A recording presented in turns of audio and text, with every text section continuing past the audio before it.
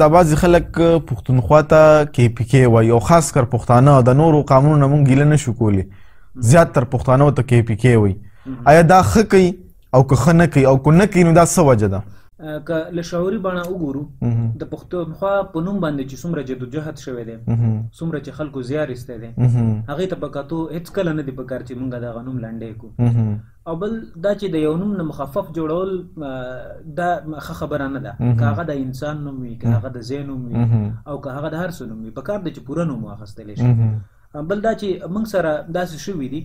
چې که تاسو ګورئ هر یو ولایت ته چې د خپل خپل نوم ورکړی شوی دی د ځای مطابق د سندیانو سند دی د پنجابیانو پنجاب دی د بلوچانو بلوچستان دی خو موږ ته چې دی موږ ته د بارډر والا علاقه یعنې صوبه سرحد نوم راکړی شوی و ولې زما پیژنګلي چې دی هغه ورکول غواړي زما پیژنګلي زما تاریخ ورکول غواړي یعنې ما چې کوم دی څوک پیژنې نه یعنې که یو کس چې دی ته د هغه نوم نه اخلي او د نوم په ځای ورته پلانکې وایي نو مطلب دا دی چې ته د هغه پیژنګلي د هغه نه اخلي او دا د هغه بنیادي حق دی دا زما حق دی چې زه خپل ځان پښتون وبولم او بیا په دې کې بده څه ده پښتونخوا مطلب د پښتنو علاقه او که دا ته بدل کې په KPK نو زه تاسو ته دې نه شل داسې بد الفاظ جوړولی شم چې هغه ډېر غیر مناسب کیدی شي ځکه د کې نه څه نشو جوړولی نو دغه شان تاسو ګورئ هېڅوک چې کوم دی خپل ملک ته چې کوم دی هغه لنډ الفاظ نه استعمالوي بلکې پوره نوم د ادب نښه ده یعنې چا کې چې ادب وي هغه به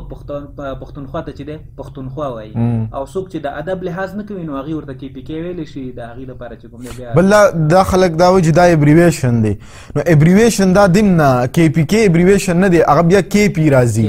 او ابریویشن ولې استعمالوي چې زما خپل نوم دی ولې د یو نوم دپاره ابریویشن زما نوم اوس فضل باري دی که ما ته FB وی نو FB نه خو فیسبوک هم جوړېدی شي نو زما پیژنګلي به څنګه ته کوي